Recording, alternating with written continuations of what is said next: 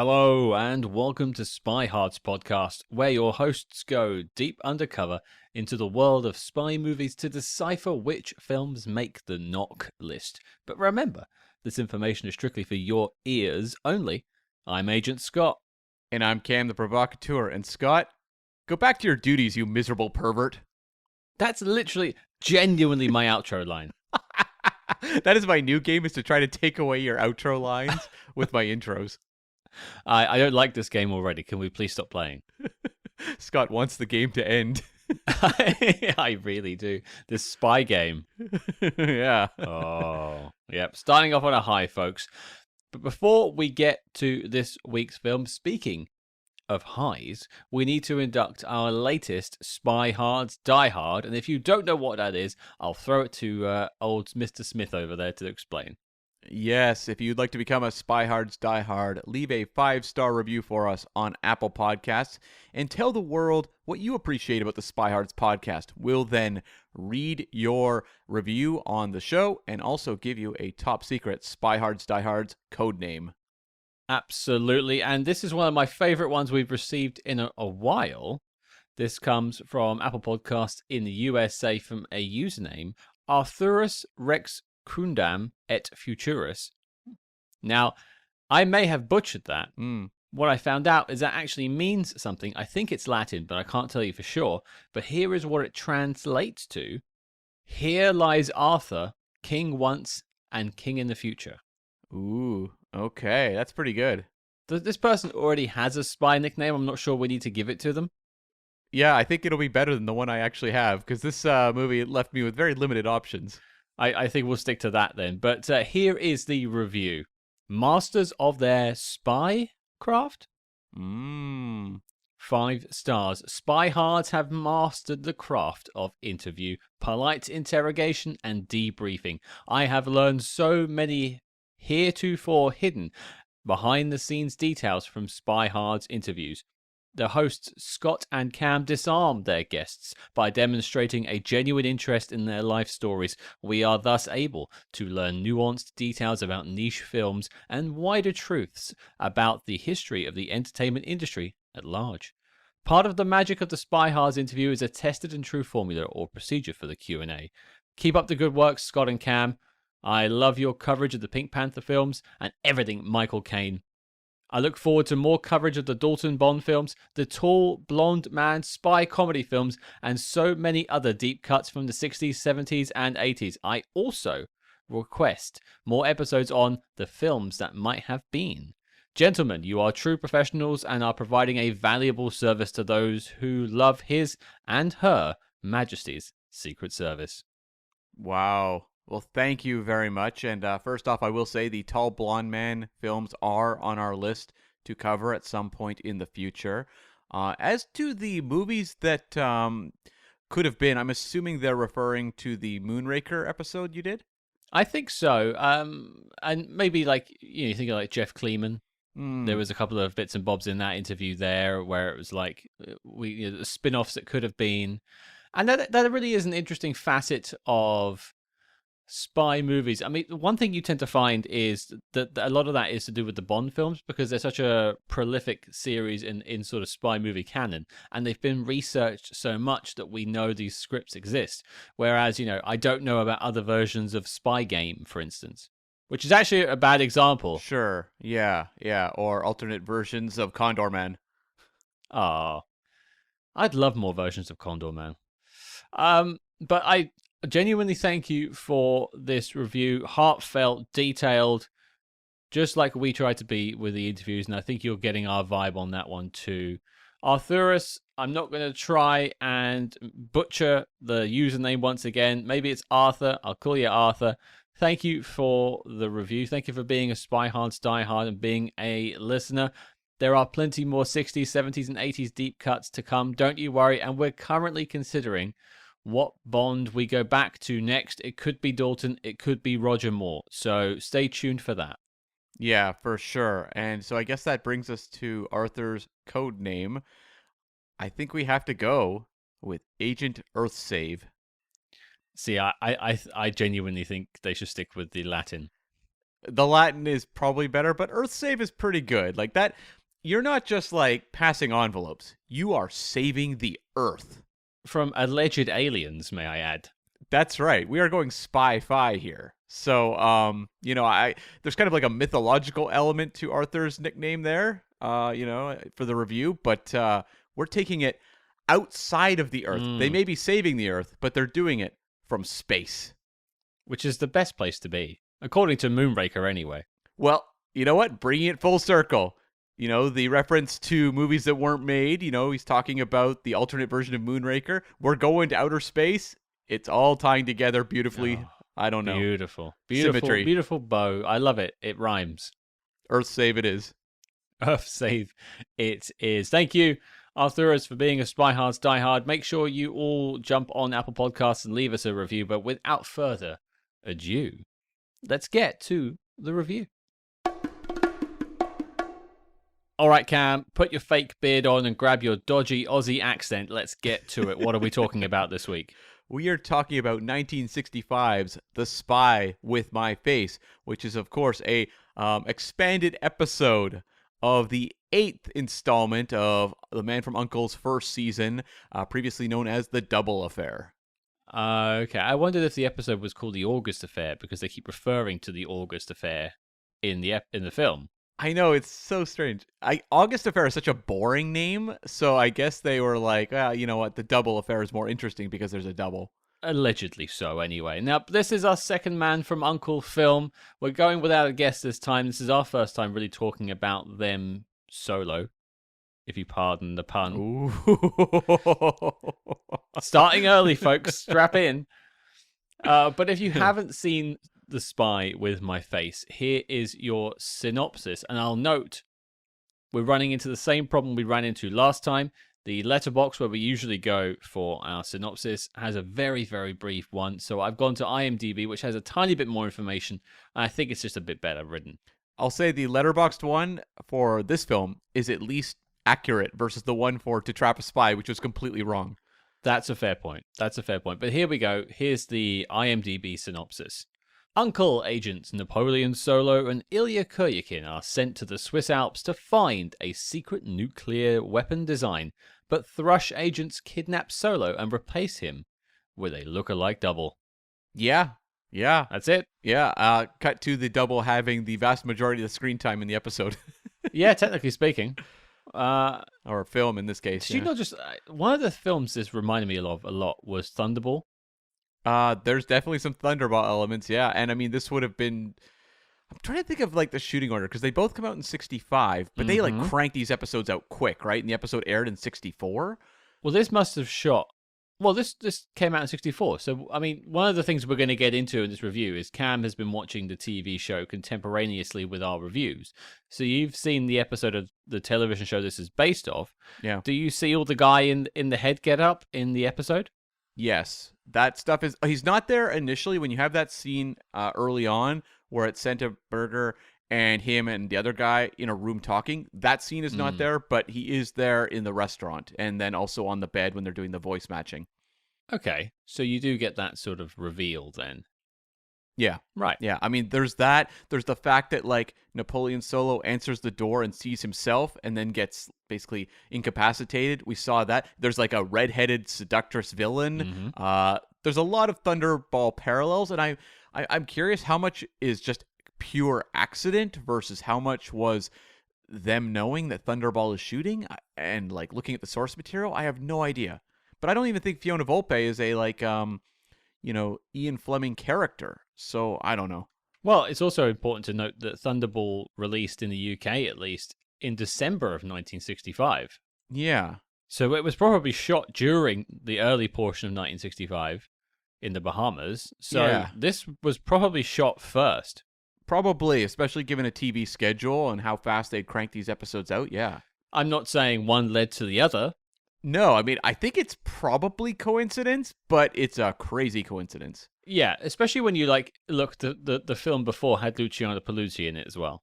Yeah, right? Like, all of these things are just converging onto this and Thunderball. I when I watched it the second time around, I started picking out plot points that connected to Thunderball, and it is an interesting sort of web that it has woven. That's the correct word.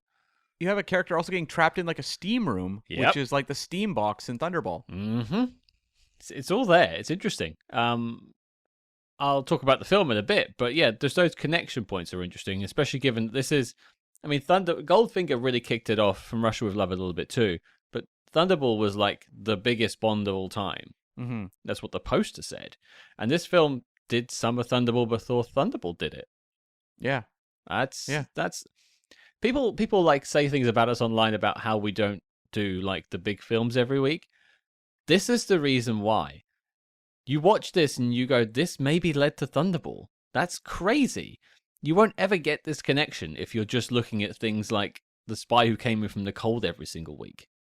Yeah, and even we talked about the chairman fairly recently, and it had like the whole character with the one eyeglass thing, like the one dark, eyeglass, and it's like that seemed just like that guy at the end of Casino Royale 2006, and it's like, are they related? Maybe not, but those kind of ideas were floating around in the spy universe long before that, Casino Royale got there.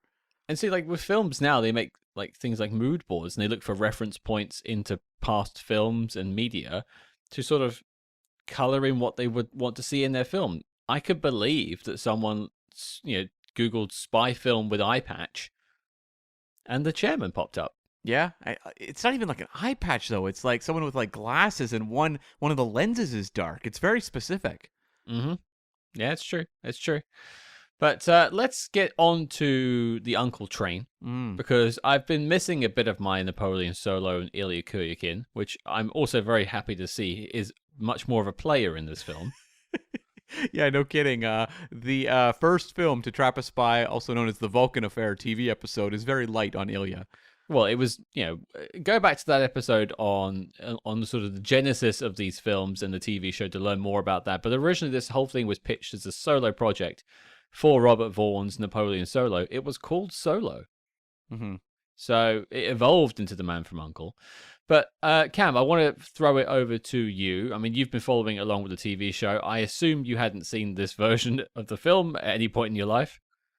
No, I had never seen the film, and I've had a very easy journey because in the time since we watched To Trap a Spy to now, I only had to watch like 7 episodes to get to the episode that this is expanding. Mm-hmm. Whereas the next stretch, I think I have like 22 episodes or something like that to get through until we get to the third movie. So that's going to be more of a marathon than this has been. This has been an absolute joy, though, is working my way through these episodes and seeing kind of the evolution of the show. Do you feel like it has changed over that period of time? Yeah, I do. Ilya is obviously a part of that in that he becomes much more of a presence on the show. He's not in, so far, like every episode. He will always pop up, but there's a lot of them that are more Robert Vaughn solo vehicles. Yeah. There's going to be a lot of solo kind of puns going on here, but you know what I mean.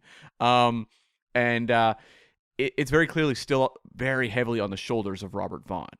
But what I am noticing too is like working in slowly more of the kind of silly or campier elements that are all over, I think, this movie and somewhat in the episode as well. The episode, The Double Affair, it definitely is like playing up the womanizing way more than previously, where it was like Napoleon Solo is charming and he may have a romance in an episode, but he's not like full on just like dog. Right. Whereas that's what you're getting here. And so I'm curious because I'll be moving forward after today into the future of the show, finishing off season 1 as we move towards our next movie. And I'm very curious whether we're going to continue down that road, if we are going to go back to more of kind of the cool, charming Napoleon I saw in the earlier episodes that I really enjoyed, or what. Well, I mean, and one thing to sort of say, this isn't going to be a beat for beat of the film or a beat for beat of the differences between the film and the TV episode, but I'll probably throw it to Cam at some point later just to ask you, like, is there any standout things that were added in? Well, I'll say this much. This is the only theatrical Man from U.N.C.L.E. film that is expanding a 1-hour episode. Interesting. Even the solo pilot, which turned into To Trap a Spy, is over an hour. It was, a little bit of a longer work they'd created there. And the other ones we're going to look at in the future are based on 2-part episodes where there's a lot less new footage. This one, though, they took a 50-minute episode and just blew it up with like 40 minutes or something like that added. Right. This will be interesting to chart that course then, because I have some notes about this whole one story being turned into an hour and a half. Yeah. It's interesting because when I was watching The Double Affair, and I watched it the night before watching the movie, and I was sitting there watching the episode going, really? This one? This is the one they went to for a movie? Okay. Well, I'm curious to see how this is, because I'd watched other episodes. Like there's one called The Shark Affair with Robert Culp as like kind of like a... Which, of course, you loved. Well, there's no sharks in it, though. Oh. But Robert Culp plays kind of like a... I don't know, like a paranoid, almost like pirate type who's creating almost like a Noah's Ark to survive nuclear apocalypse, because it is the 60s Cold War. There's a lot of paranoia.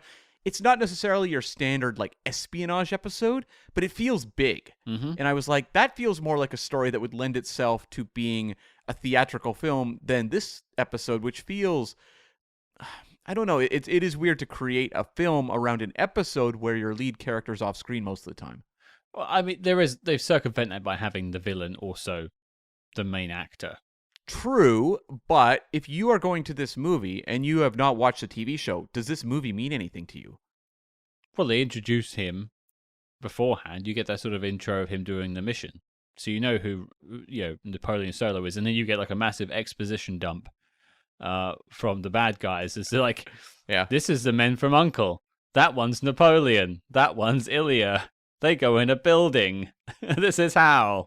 That scene where it's the bandage guy on the bed and they're having that exposition bomb, that scene is in the original, but it's different content. Okay. It's different content. So on the screen, you're not seeing, because all that stuff you're seeing, those black and white shots, are taken from the intro that is on the first 7 episodes of the series. Okay. Where it's kind of like Napoleon and Ilya walking into work and giving you kind of a guided tour of U.N.C.L.E. It's kind of like a primer for anyone who's tuning to the show for the first time. Sure. And they're taking shots from that and working that in there. The dialogue's all different. When you watch the episode, it's more about them finding the right tone to match the voice of Napoleon for the imposter. Okay, but I think what we're doing is skipping ahead a little bit. Definitely. Let's get back to our men from U.N.C.L.E. How did we get the second film? Let's hop in the bed with Bobo. Let's talk about it. Not in the episode, by the way. Oh, that's a real shame. That should have been in there. Yeah. So the original episode and the film were written by a writer named Clyde Ware, who was born in West Virginia. And this was very early in his career. He had done work on a couple TV shows, True Story and The Great Adventure. And then 4 years into his career, he writes this Man from U.N.C.L.E. episode that is also expanded, of course, into the film. At the time of when the film comes out, this was actually a follow-up for him from an episode of the Alfred Hitchcock Hour that he wrote. He would continue writing for TV for quite a while. He wrote 17 episodes of Gunsmoke and had a fairly low-key directorial career of theatrical films. He wrote 3 very obscure Martin Sheen films and did a couple TV movies. Nothing that has any sort of name value, but he was a consistently working writer in the industry. Also very important in fleshing out this story was writer Joseph Calvelli, who was also an associate producer on The Man from U.N.C.L.E. at the time. He had worked on season 1 quite heavily, and he was a New Yorker who started out in TV in the 1950s on the Jackie Gleason show. He only wrote 1 episode of The Man from U.N.C.L.E. He's only credited with 1, and that's this episode that was turned into a movie. But he basically was brought in to polish the script for The Double Affair, and then was the one that handled kind of the transition from it becoming a movie. And so a lot of the new material was his. So a question I have, because going through the genesis of the first film, To Trap a Spy, was that they wanted it shot in color and to turn it into a film for release in European markets. Was the idea when they were writing this episode to have it as a film? Or was it like, okay, this is the best of the first bunch we have, let's turn this one into a film? I think that's more the case. The details on this one are pretty obscure. Like they don't give the kind of the behind the scenes exhaustive stuff on it the way they do with the first one, because so much of the first film is tied to the launch of the show and all the Ian Fleming of it all. Yeah. Whereas this one, they're like, yeah, this is the second one. But like, because one thing that the show did in the first season is it's all in black and white, whereas this is in color. Right. So does that mean the entire first season was shot in color? but only broadcast in black and white? I believe that's the case, yeah. Okay. Because otherwise, like, I thought maybe they had shot this one specifically in color to use as a film, but that's not the case. I don't think so. Okay. No. Yeah. And so Joseph Calvelli, who was, as I said, associate producer on the show in the first season, wrote the episode and the new movie material. He actually popped up on the show. He was in the previous episode to the Double Affair, the Giaco Piano Affair, which is a very tough title to say out loud. He rolls right off the tongue, that one. He shows up as a writer in a party scene, and he did go on to write 2 episodes of The Girl from U.N.C.L.E. and played a police chief in his final episode on that show, The Little John Doe Affair. So you're saying there's like a continuity where he became a washed-up writer and decided to join the police force? More or less. And then like shot through the ranks to chief in a matter of like weeks, basically. Exactly, yes. And so he had a very long TV career. Like, he's just one of these veteran TV guys. But he also did some uncredited work on Robert Altman's McCabe and Mrs. Miller from 1971, which is a all-time Western classic. Okay, all right. So there's some pedigree behind it. Yeah, and then it's directed by John Newland, who was Ohio-born and began his career as a song and dance man in the group The Vikings. Didn't we all? Yeah, they were a vaudevillian troupe, and their trademark was wearing gold capes. Is that a trademark? Wait, are they just wearing the capes? I'm gonna guess like the Viking horn. Part of their shtick was like having like gold lame capes or something.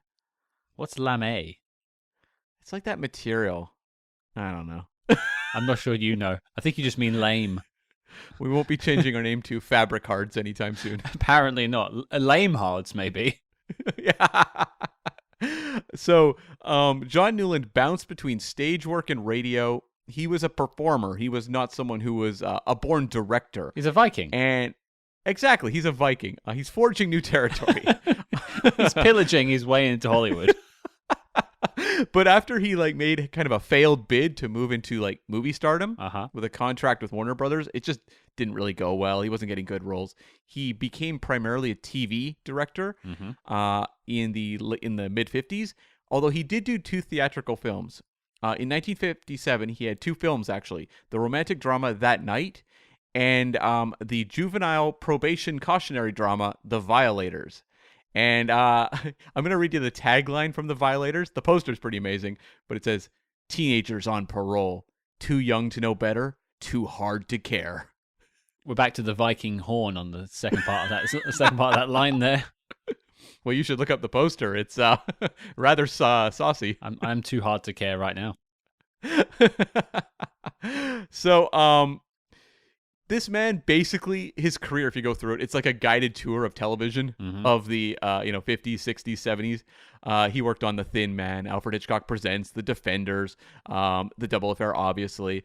And he actually directed 1 episode of the original Star Trek show, Errand of Mercy, which introduced the Klingons. Wow, okay. Is that the one with the computer where they have to sacrifice themselves when the war games say they do? No, it's more of a arms trading episode with the Klingons getting themselves associated with a planet and kind of corrupting it. Yeah. I think I'm with you. Okay. Yeah, and he worked right until 1983. So this guy really was there from kind of the big boom of television in the 50s right into the 80s when it got really trashy. a true Viking till the end. Yeah, exactly. And so this film opened internationally in 1965. It was released as a double bill with To Trap a Spy in 66 in North America. But in the UK, it was actually advertised as a Mr. Solo adventure. Despite the fact that Man from U.N.C.L.E. did actually become a top-rated show over there, this movie was marketed as the latest Mr. Solo story.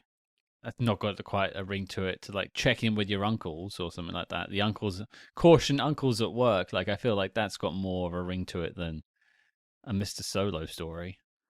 Is it because it's like Bond, 4 letters, BOND on the big screen? You can be like Solo, SOLO. I guess, but it doesn't. Bond mean something. It had like at least 10 years of a lineage by that point from the Fleming books, roundabout. Yeah. Whereas this is. Unless they're big Goldfinger readers, I don't think they'll know much about Solo. What about just Vaughn? Well, that might sell tickets. Yeah. In that era, sure. Yeah, the latest Robert Vaughn film, Yeah. I guess. Mm. Why not? I mean, he had Magnificent Seven under Yeah. his belt, so he had some really notable classics. Sure. Yeah. I mean, that's the reason why he is meant to have been the star of this. Yeah, totally. Yeah. And so the top three for the year, and I'm going to talk about 1965, the UK release versus the North American release. Number one was The Sound of Music. Number two was Dr. Zhivago. And number three, Thunderball. And he strikes like Thunderball. Okay. Yeah, big year for it. Big year for Bond. Big year for spy movies. 65, 66. That's the peak. That is the year. That is like the Thunderball phenomenon. You are coming off of Goldfinger, and Thunderball just explodes. So, I mean, The Spy with My Face may not be carved in granite as one of the massive movies of that year, but it was part of the party. Well, the thing is, at this point, if you make a relatively competent spy movie and put it in theaters, people will go and see it. Totally. Yeah. That's it. It just have to have some sort of a trailer with a mention of spy or spycraft or move over Bond, the next secret agent's in town or something like that. And hey ho, everyone turns up. Yeah. And so, like, the final note on this is they obviously shot a lot of new footage, about 40 minutes for this story.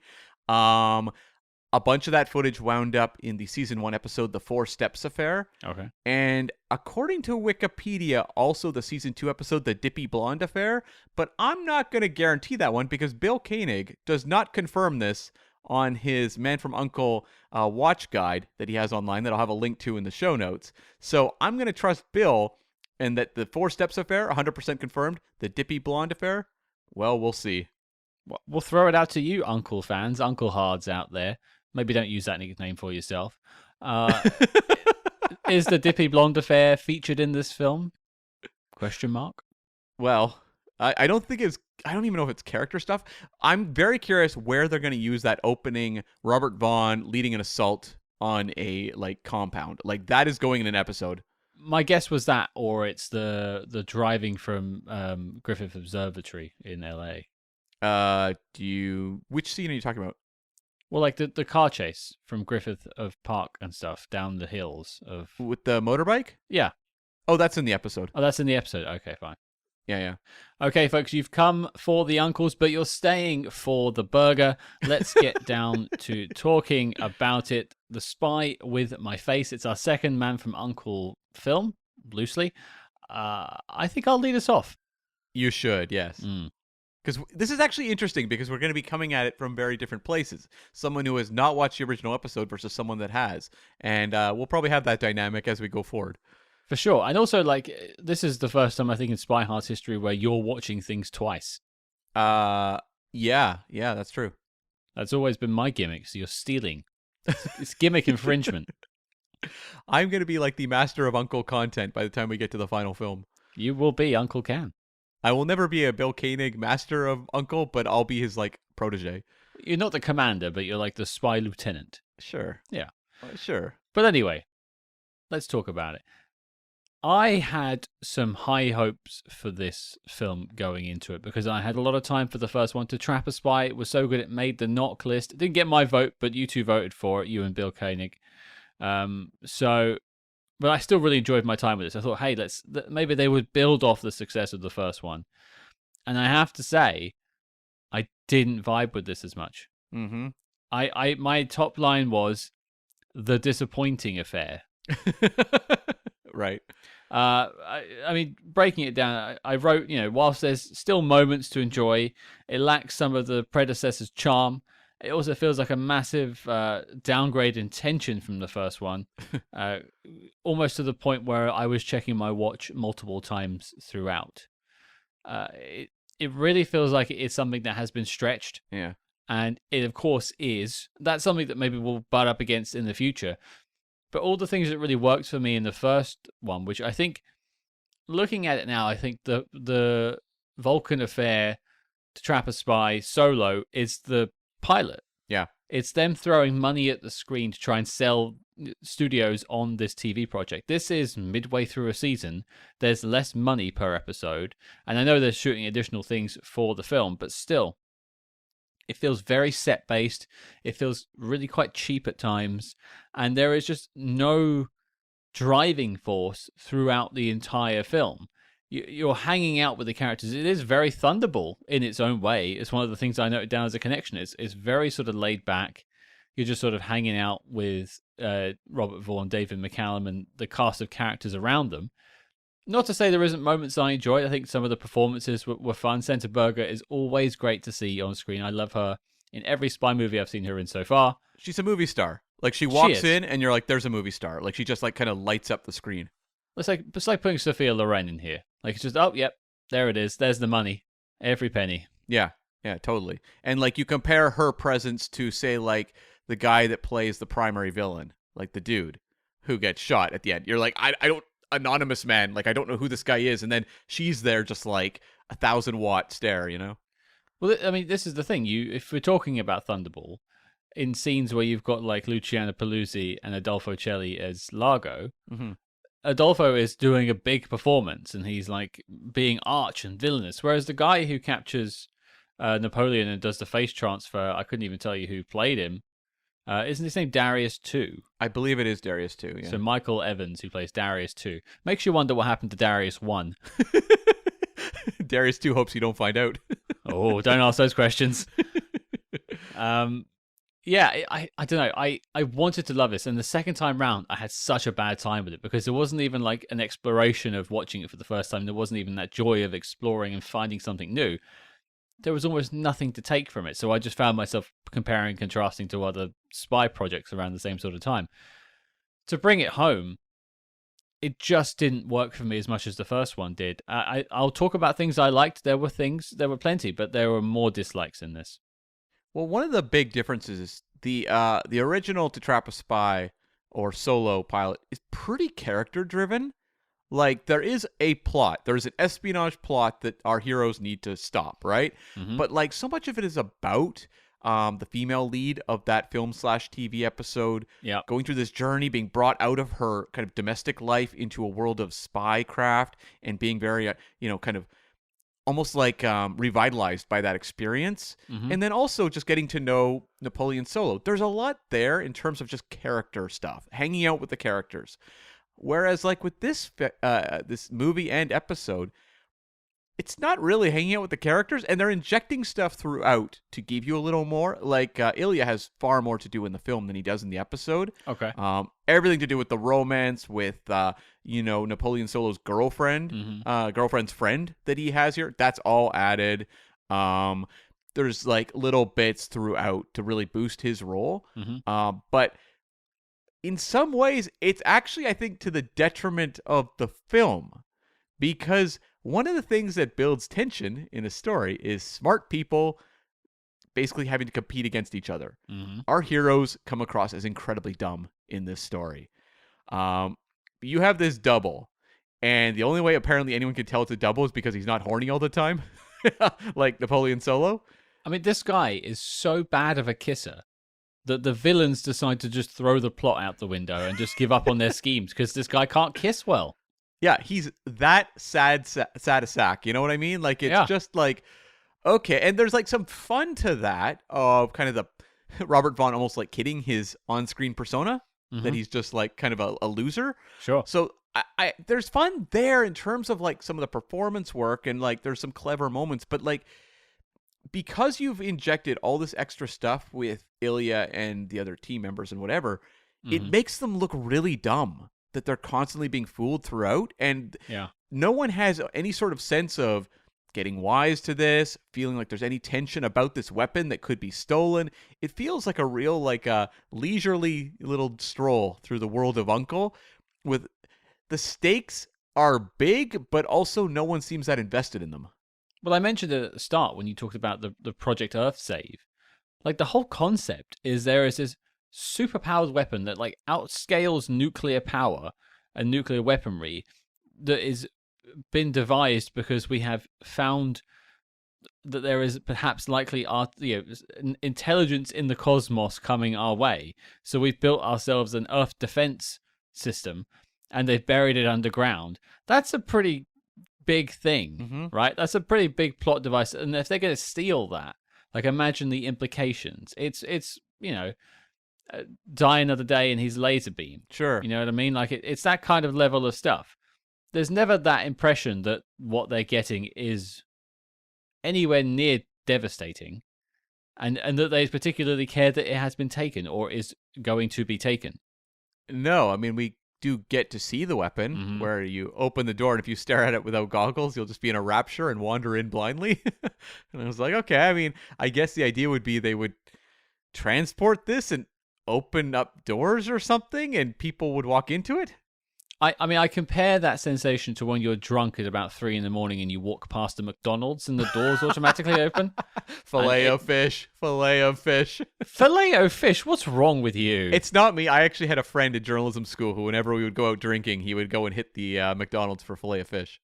Oh my God, I just threw up in my mouth a little bit. That's disgusting. That's the last thing you need after like hours of drinking. Get a hamburger in you or something. Or for the vegans out there, get a nice non-meat alternative. Sure. Yeah. That was his thing. I'll always remember that.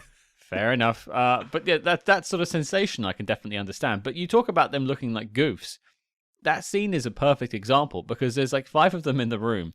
Robert Vaughn is being played by the doppelganger of them all. He's the villainous version of Napoleon Solo at this point. The switch has happened.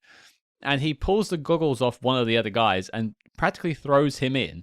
And the other guys are about a meter away and just turn and go, huh. My favorite part is when they go back to the hotel after. Right. And they're like, were you guys going to go mountain climbing? And they're like, not really feeling like it right now. It's like, okay, well, fair enough. I'll one-up you again. It gets even worse earlier when they're on the plane. Okay. Right? And there is this whole, like, convoluted thing where the duplicate Napoleon Solo has to go to the bathroom to take the stuff out of the briefcase that he's chained to. But he has to be escorted to the bathroom because you can't leave it alone. Mm-hmm. This is fine, but he switches the suitcases in full view of both agents that are standing in the open doorway. But because of how it's shot, you think it isn't the case, but you can clearly see them standing right there, and no one's like watching him as he's in the bathroom. Yeah. Completely baffling. These guys are meant to be the best of the best. I know. Now, I know you've got like an Australian one and a couple of other places in the world, but they're meant to be uncles. It does not do a lot for the PR campaign that Uncle would be leading at this point in time. No, people will not be running to them in droves for protection. No, it's like, when it's all said and done, Napoleon Solo looks awesome. Kind of.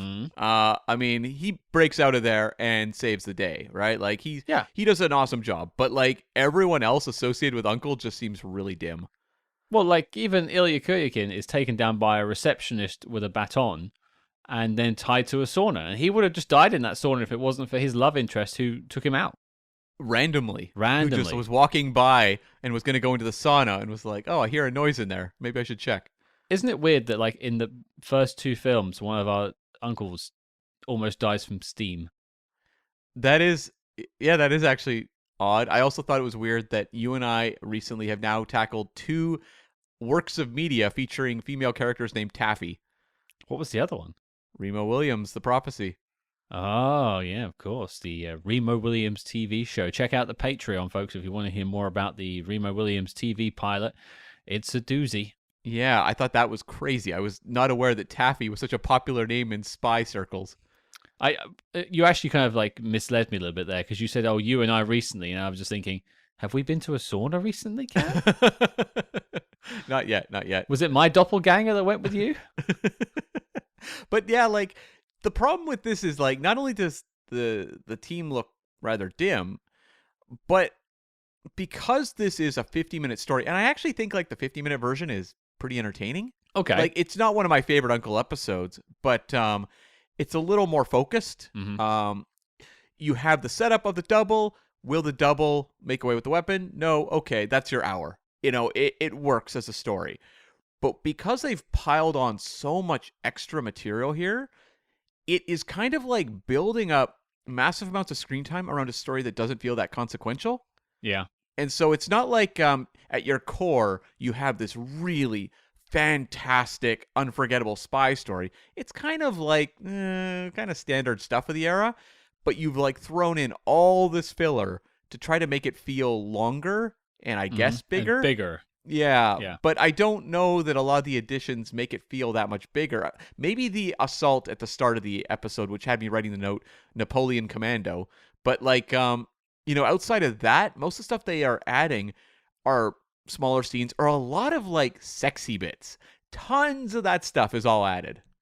I heard that some of the scenes that were to do with them, with Napoleon Solo and Senta Berger's character in bed and in the shower and stuff, were cut. Yeah, that stuff's all for the movie. All of the stuff with the love interest in her apartment with Bobo the clown and then Napoleon making out with her on the bed, that's all added. Napoleon having the sex scene, I guess, with the masseuse is all added.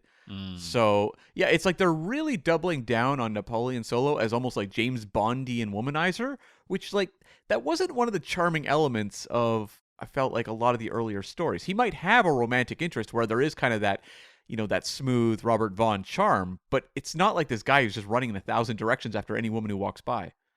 No, maybe they were just trying to ape on Bond a little bit with the film version, especially if it was designed more for European audiences at first, whereas they wouldn't be as up to speed on U.N.C.L.E, whereas a film would be more of a catch-all. Yeah, I mean, those elements are in the TV episode as well, just not as overt as the movie. Okay. Well, let's talk about the stuff we did like, because I'm sure there are things to talk about. I'll lead us off with, I think the U.N.C.L.E quirkiness is still there, which I quite enjoy. Mm-hmm. Anything from, we mentioned Bobo the clown. Crazy, absolutely insane scene that you have these two, beautiful 20-something-year-old women sharing a apartment together, and they have an inflatable punching clown in their bedroom. I mean, I just use you usually. Fair enough.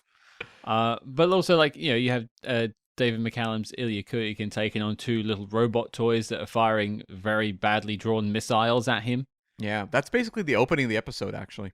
Oh, that's in the episode? Yeah, that's almost the opening. Okay, right, okay. That explains why they're badly drawn, but like that's just weird. Yeah, it is crazy. And they have like the animated rockets. Mm-hmm. That's fun stuff, right? There is the weird shot though where it's like almost through smoke, but there's like a line through the film. It's like they've had two shots put on top of each other. There's a smoke shot and then him behind the fence, and they've overlaid two bits of film. Yeah, it looks weird. Yeah, it doesn't quite work, but I appreciate that it has its own version of reality and it's stuck to it. It isn't quite reality we live in. There are not micro robots chasing us around. I'm sure there are a few more at the moment I could pull out of my head. But like stuff like that, the quirkiness of The Man from U.N.C.L.E is something I appreciated in the first film, and even in the Guy Ritchie version of the film too. It had its quirky moments, and so I'm glad that's still alive and kicking here. Yeah, I mean that definitely is what works as well. Like, I like the little robot attack. I'm a fan of 80s robots, and I'm a fan of 60s robots as well. Mm-hmm. And also, that was also something in Remo Williams' The Prophecy was robot attacks. So this Patreon.com/spyhards. Look at the show notes below for a link. Find out more about The Prophecy. Was Remo Williams' The Prophecy watching this film or TV episode looking for inspiration? Well, I didn't think it had any, so probably not. True. But yeah, like there's something fun about like just the energy of the show and the film here. Like, it's not lost. I don't feel like this movie, by expanding it, has lost kind of the fun of the episode. And just like little bits, like one of the fun moments I thought was actually Napoleon Solo when he's first captured in a very like relaxed capturing situation. But they have him against the wall. He breaks through. He knocks down all these guys.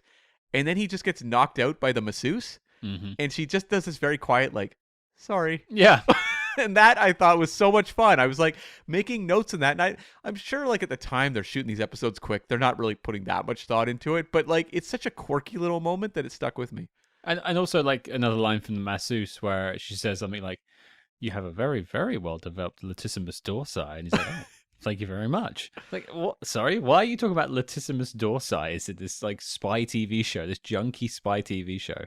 Yeah, and she was actually played by Donna Michelle, who was Playboy Playmate of the Year 1964, and will also appear, I believe, in one of the other Man from U.N.C.L.E movies we're going to watch.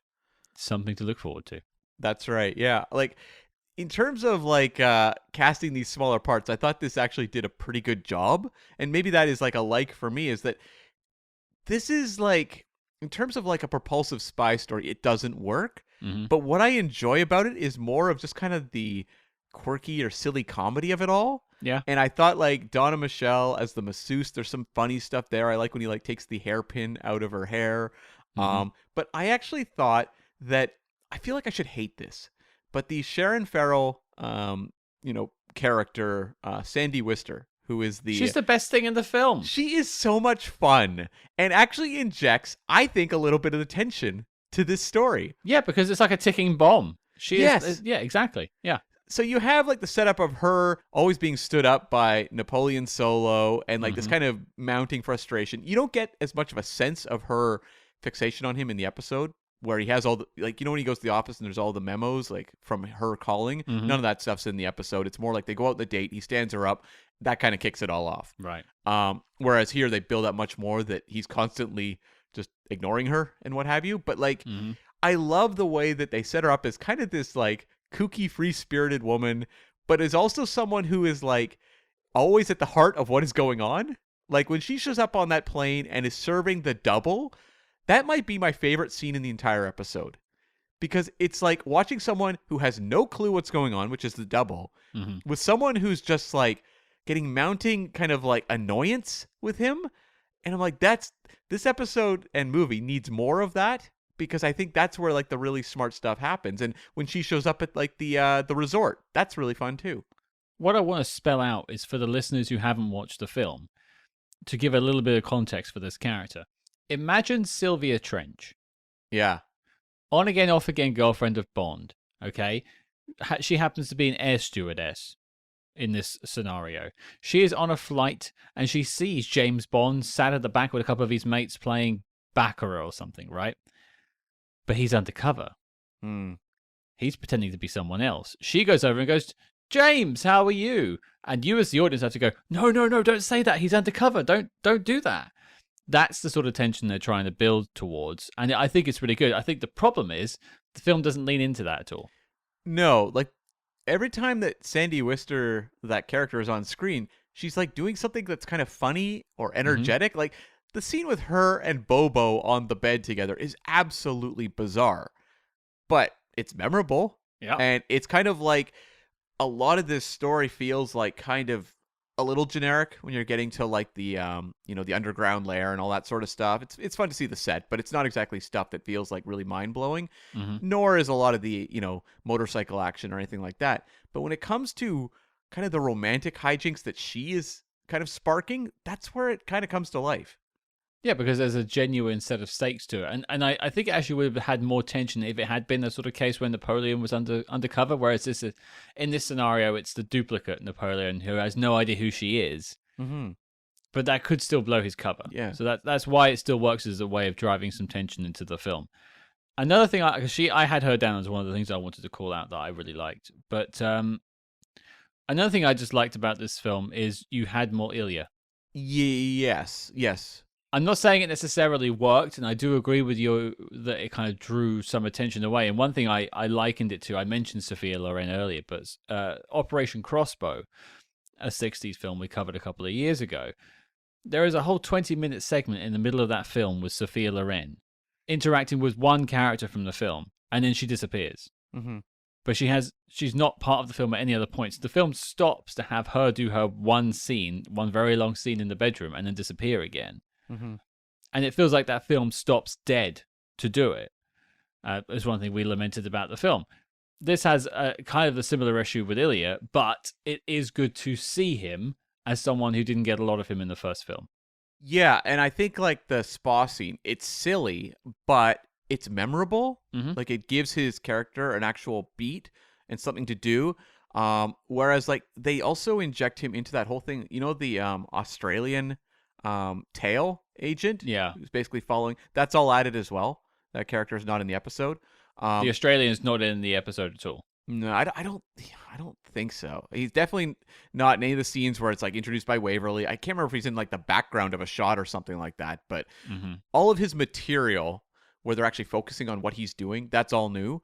And like that stuff, they have more Ilya there because you have the double killing Kittredge with the cyanide cigarette, and then Ilya's there being like, oh, he's a diabetic, we'll stage it as that, yada yada yada. But it makes Ilya look stupid So it's like they're giving Ilya more to do, but at the same time, he's looking stupid by doing this stuff. Yeah.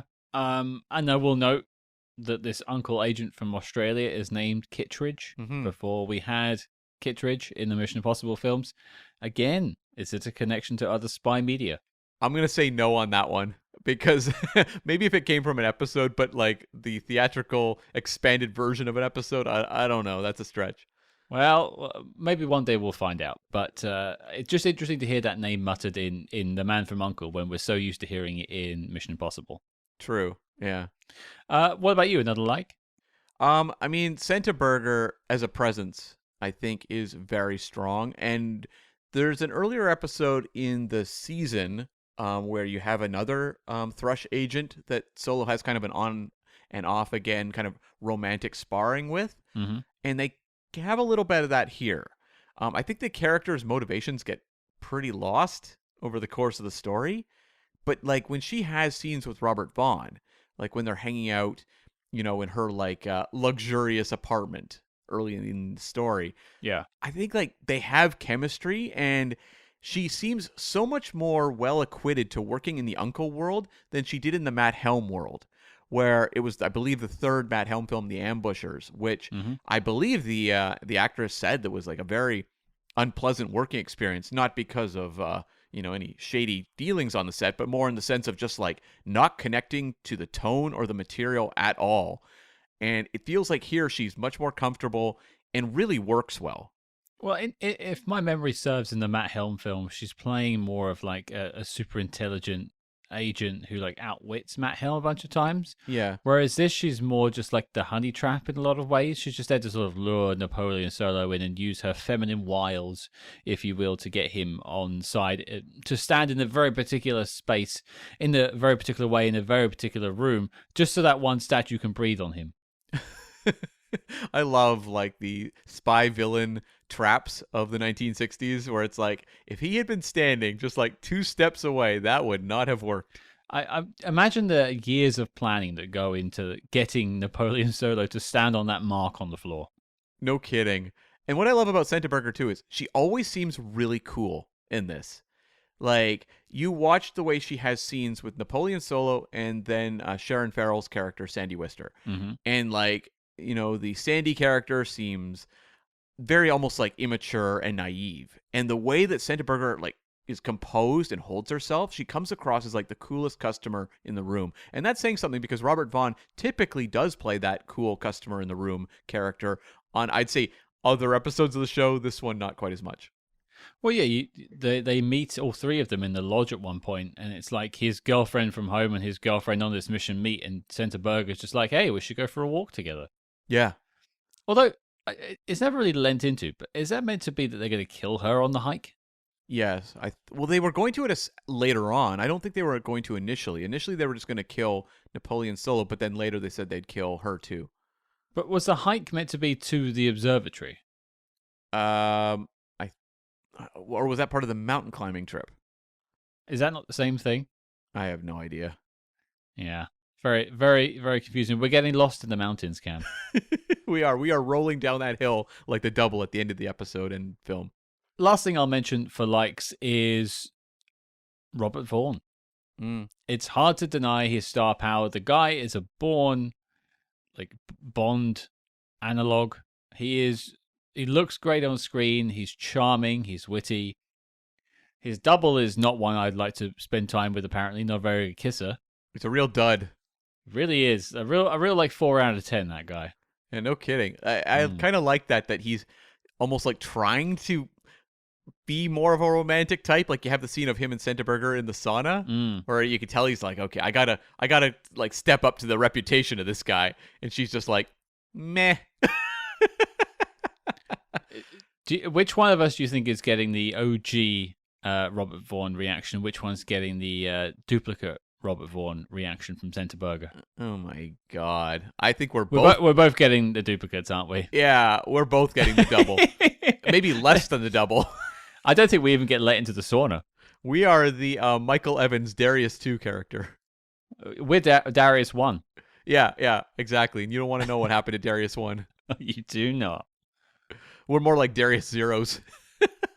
Oh, beautiful. We interrupt this program to bring you a special report. Look alive, agents. We're here with important intel on how you can support the Spy Hards podcast. See, we don't have Electra King bankrolling us, which is why the Spy Hards Patreon is so crucial. But fear not, we have bonuses galore. That's a bingo.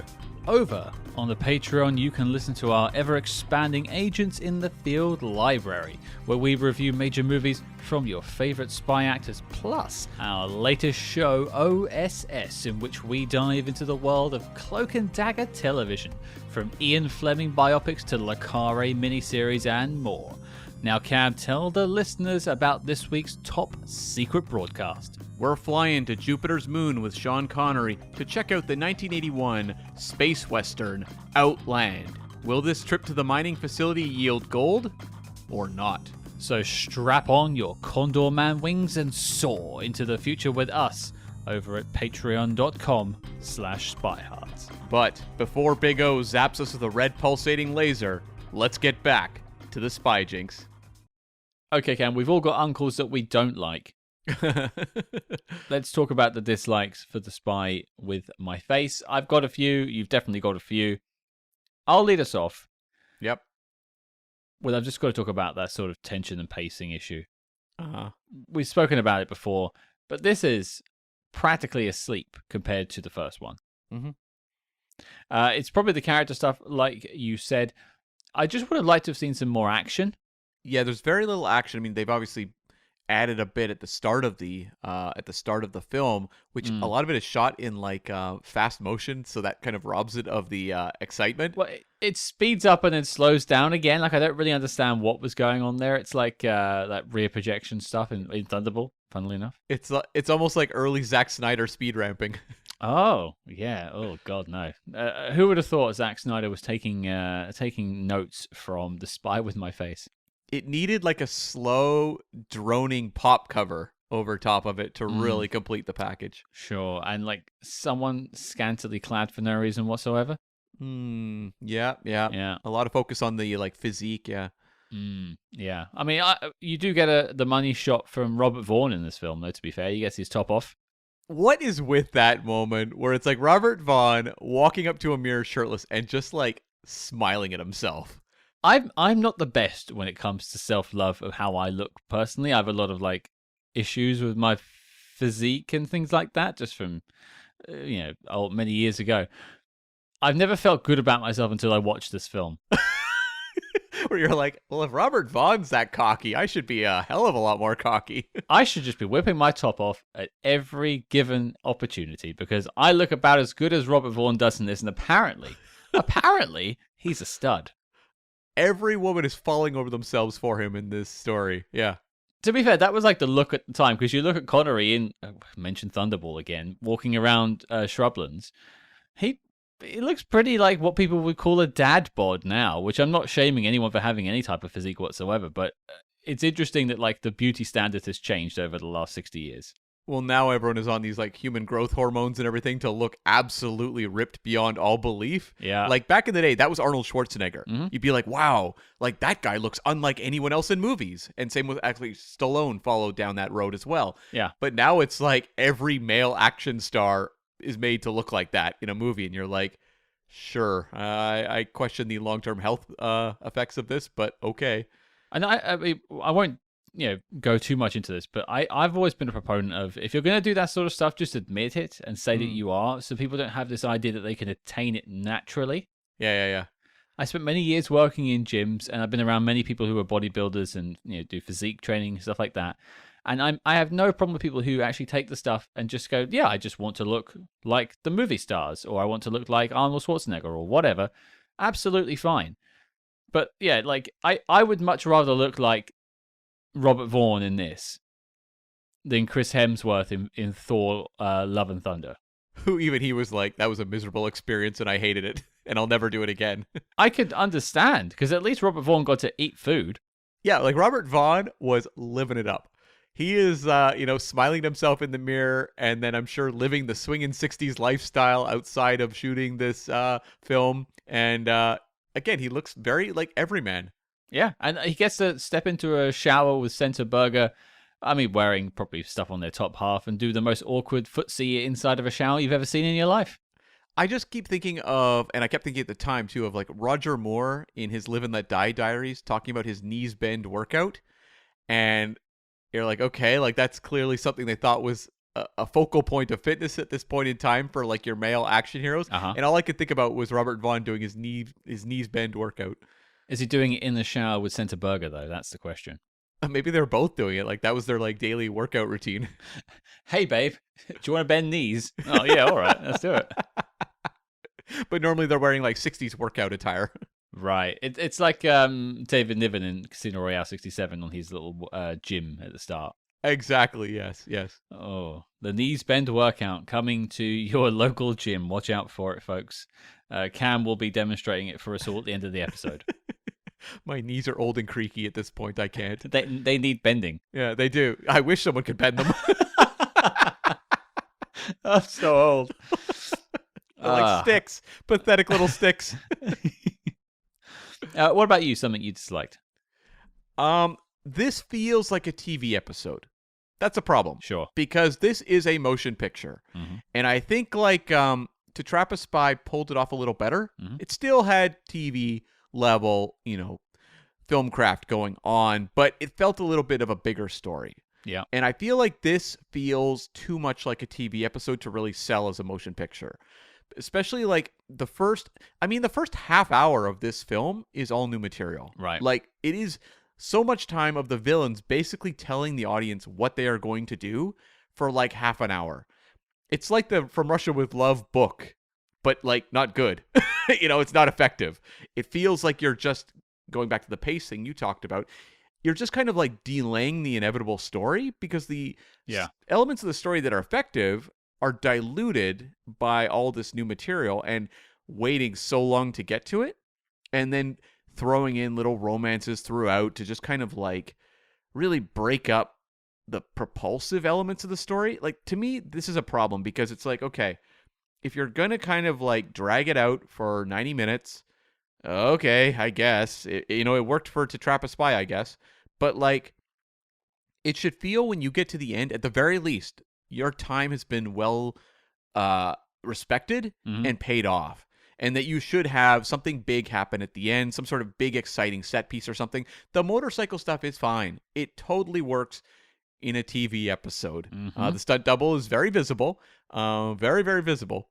But, you get to see him throw a grenade in the back of a truck and then like a smoke bomb go off. And you go, okay, sure. When I'm watching the TV episode, that's a fitting into a TV episode. When I'm watching a motion picture and then the kind of very like choreographed on the day fist fight between Robert Vaughn and his double, which I will, to say something positive, they do a really good job of masking the double. I think that's actually really well done. Yeah, that looks pretty good. It looks as good as a TV episode could look. Exactly. Yeah, like they do as good a job as possible. And 2 years after this, there was a Star Trek episode. They waited until episode 8 of Man from U.N.C.L.E. before you got doubles. Star Trek did it in 4. That one is far shakier than this one. And I think like they do a decent job with kind of selling the double part of it. But in terms of like ending it on that fist fight by the side of the road, it feels very, very small. And maybe they should have, instead of shooting this big action opening, focused more on shooting an action finale or something. Well, despite it being like an on-location shoot in Griffith Observatory and the roads around Griffith Park, you think of like the big like laboratory in To Trap a Spy. That felt bigger. Yeah. They used like a brewery or something for some of the shots running around that. It looked like it was a bigger thing. This seemed very small. You're right. It just seemed very small and inconsequential. And when you go, I mean, I just couldn't imagine watching this on a big screen. You'd be scratching your head. And I mean, when you think also of that big industrial, building they had in the first one, when there was like the explosion and stuff, it felt real. Yeah. Whereas like you have the Griffith Observatory, which by the way, the Swiss Alps, get the hell out of here. But when the Griffith Observatory like explodes at the end of this, it looks pretty cheap. Yeah. It's almost irredeemably so. You could tell there was not a lot of money put into this, and I think that's a real shame. the money, I guess, went into the added material, but yeah, it feels too small. And it was actually really funny. After I finished watching it, I was going through and reading letterboxd reviews from users, and so many people who watched this were not aware watching it that it was a Man from U.N.C.L.E. episode that had been expanded. Right. And they were just completely baffled as to what they were watching. I totally get it. Like, if you went into this with no context whatsoever, especially in a double bill with To Trap a Spy, can you imagine those two back to back? Yeah. This is not the crescendo. This is the opening salvo, and then you would do To Trap a Spy first. Second, sorry. Do you think, like, knowing the way they would often organize and air, say, TV episodes or movies or things like that, do you think they actually, in the double feature, aired Spy with My Face first? I could totally buy it if they did. I mean, I think it would throw off kind of, there is a lot of explanations in the first one that actually, to be fair, like Waverly is different in the first one. So Yeah. it is all over the place. Like you have Leo G. Carroll here, who is the mainstay throughout the whole show. Yeah. Which I'm glad that does get sort of ironed out. Yeah, he gets more to do in the movie than the episode. But right. yeah. It just goes back to that feeling like you're watching something small. Mm-hmm. And I remember going to see in theaters the Star Wars Clone Wars when they stitched together like 3 episodes and showed it in theaters. And I remember just sitting through it and being like, I watched 3 episodes of a TV show. Mm-hmm. And I wonder how many people have that kind of feeling walking out of The Spy with My Face. I totally would understand if that's how they felt, because it is exactly the scenario.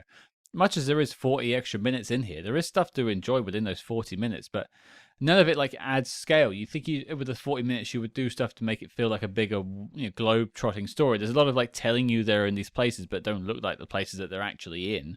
Yeah. You could do. I'm not. Stuff costs money. I understand that, and this is meant to be kind of a cheap way of getting a bit of extra money. I totally understand, but I just wanted something to make it feel grander. Yeah, and even like a moment, going right down to a moment that kind of sums up how like kind of small it feels, is when you have the death of Darius II, and he sets the self-destruct for the Griffith Observatory, and Napoleon just walks over and turns the timer to like half an hour. And I'm like, wait, what? You can do that? The days of analog. You can just be like, I'm just going to reset this self-destruct. That's fine. Yeah, it's just like, there's so little tension, and when they actually build a moment of tension, Napoleon comes along and is like, nope. Not on my watch. To be fair, this film is all about dials. You've got that. You've got the sauna dial as well. That's true. We needed a dial on the Earth save weapon. The spile with my face? No, definitely not. Definitely not. Sorry. I'm done. I have one dislike that I feel might be a harsh critique. It really is a matter of perspective, but it did irk me. Okay. And that is not necessarily the character of Namana, but how Namana is treated. Right. Namana is a uncle agent. I can't remember what country he's coming from. I think they say Africa, don't they? Okay, let's go with that. Yeah. He's a person of color. And in this, you first introduced to him, and what the Australian agent Kittredge goes, "Oh, I knew your brother," and Namana goes, "Yeah, he died." Yeah, and everyone just no sells it. Like no one goes, "Oh, I'm sorry to hear that," or whatever. So awkward. Everyone's just looking at each other like, "Oh, gee, this guy brought the party down." But then Namana is the one who is sacrificed by the evil Solo by taking his mask off, and then he gets pulled into McDonald's at 3 a.m. And then no one sells that either. The guy literally dies in front of them, and all 4 people that are standing there, including the receptionist lady, are like, "Well, he's gone." I like how the receptionist lady held the door for him to go right on in. She didn't even try to close the door. Don't stop him. He's the only black character in this episode. Let him go. He's already gone. Don't worry about it. Like, what happens if she closes the door? Is he just like brain dead for the rest of his life? I don't know. Some people might prefer that to, I don't know, eternal damnation in a space laser. Is it a laser or is it a radioactive room? I don't know. I don't know. The film doesn't know. I know. It's kind of like very sci-fi. It's just like, like fantasy room. What's your premise, actually? Let's dig into your premise for a second. You think it's like a room that will destroy you. I thought it was like radiation. It was like a radiation room. Yeah. In your scenario, aliens land and they say, "Take me to your leader," and then Napoleon Solo goes, "Hey, step in here." Here he is, and they go, "Ooh," and walk into McDonald's at 3 a.m. and that's how we defeat the aliens. I thought of it kind of like Sirens on the Rocks. Sure. Where it's like because you have to wear the goggles, otherwise you are so entranced by what you're seeing and this like rapture they talk about that your brain just switches off and you just are drawn into it like a zombie. So I was like, I guess they're like using this somehow to draw enemies towards it, and then they'll just basically be, I don't know, vaporized or something. Like, it's just the logistics of getting an invading army to step up and like one by one walk and look into this door. I guess you'd have to have multiple doors. The elaborate steps they took to get to this bunker, which is clearly a set taken from Star Trek. Yeah. Or given to Star Trek, because it looks just like any of the underground sequences in any of the episodes of Star Trek. Yeah. I guess it was probably just something they had on the lot. But yeah, pretty elaborate plan. I'm just going to hope it's a space... That's like the power generator for a space laser.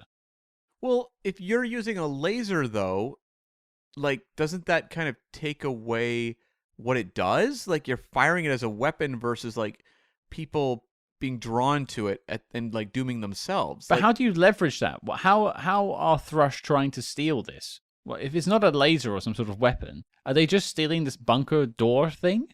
Yeah, how do they transport it?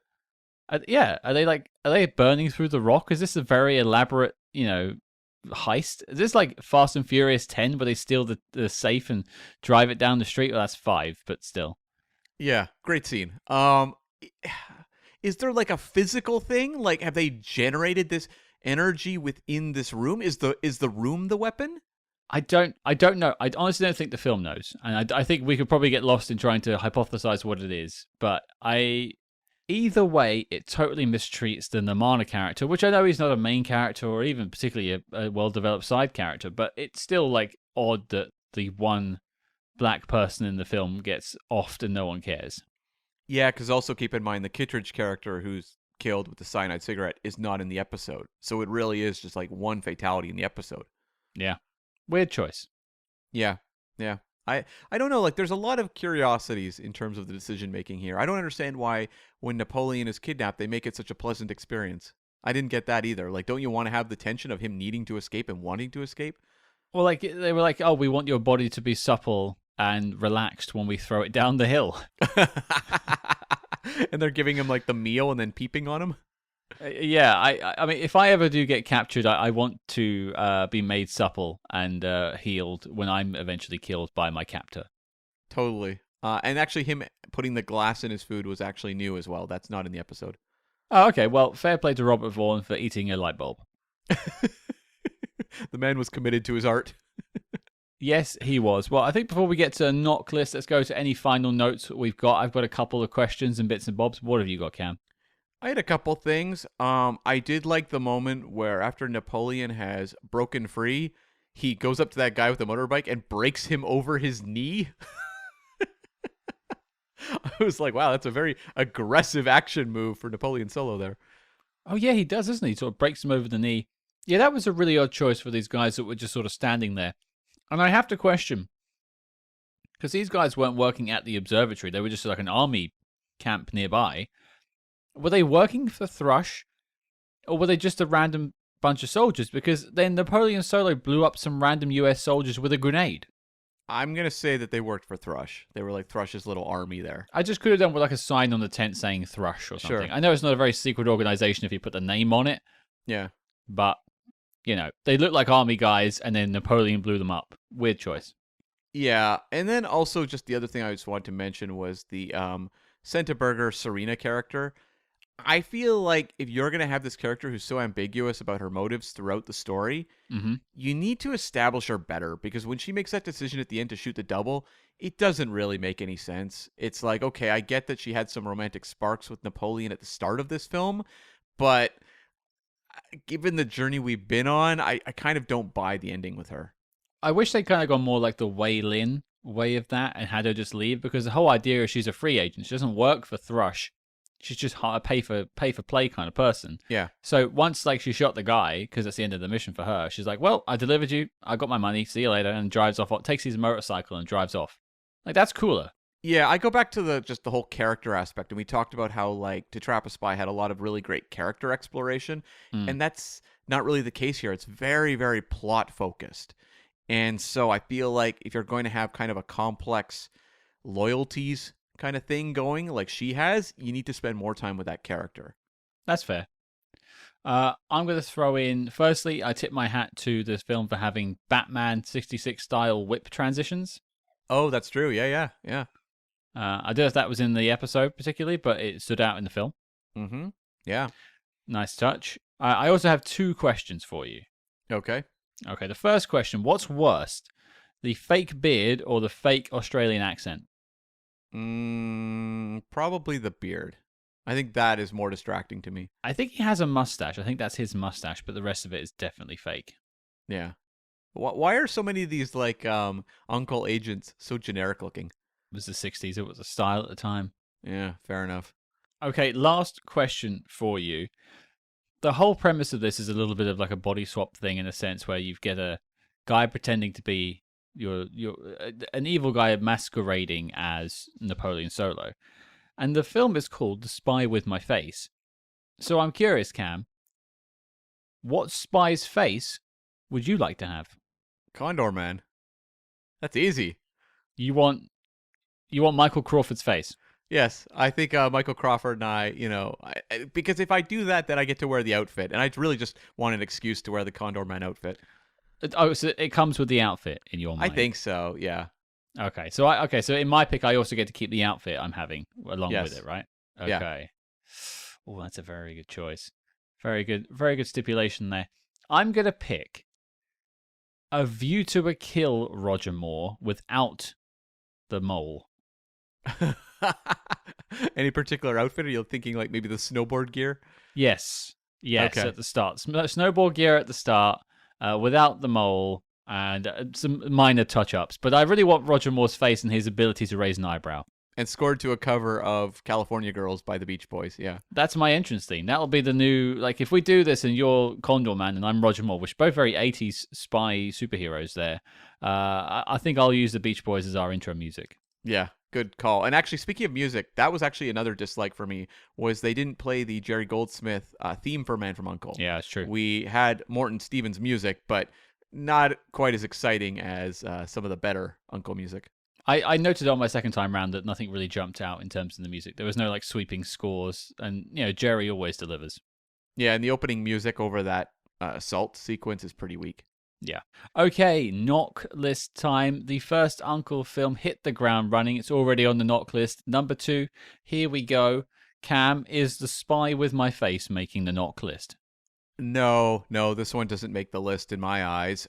It just, as we've said, lacks the tension and kind of the excitement of the better stories, and plus some of the character stuff that makes the show and the film world so far, judging from To Trap a Spy, more rewarding.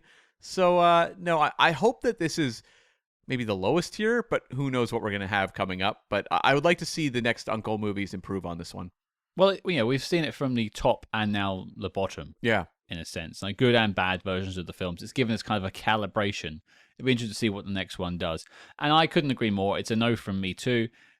There are bits of merit in here. Senta Berger is great. Also tip my hat to Sharon Farrell as Sandy Wister, the air stewardess. Great to see Ilya Kuryakin have a bigger sort of screen time in this one, but it was just missing some of the elements of the first one. The scale, the tension, a bit of the charm as well. So yeah, The Spy with My Face, 2 no's, and as such, it is not making the knock list. The dossier on the film is complete and filed as classified. There you go. 2 uncles down. I wonder if they learned a lesson from this one, because the future ones are 2-parters with very minimal new material. And so I'm very curious if that was either A, just because they wanted to save money, as opposed to having new footage on a 50-minute episode, or if they felt like maybe this one fell a little short storytelling-wise. Who knows? Well, especially when they like put them together a lot of the time, the first 2 films, it's probably hard to tell in terms of box office receipts what was more popular than the other. Yeah. But they probably know from watching the 2 which was more successful. If they cared. They may not have cared how good it was. How cynical were they in the 60s? Well, probably Well, quite cynical. Yeah. Money was to be made at this point in time, yeah. If Mad Men is to be believed. Yeah, totally. Right, well, the question goes to you, Cam. What on earth are we talking about next week? Well, the 60s love continues because we are going to wrap up an era, a James Bond era. We are going to look back on the 007 Sean Connery adventures and break it all down with our typical round table format that we did for Pierce Brosnan and Bourne in the past. We're going to look at the best, the worst, the craziest, and all that sort of stuff. It's going to be a big celebration of Sean Connery Bond. Yes, we have heard your emails, even though they were written. But they were that powerful that we heard them nonetheless.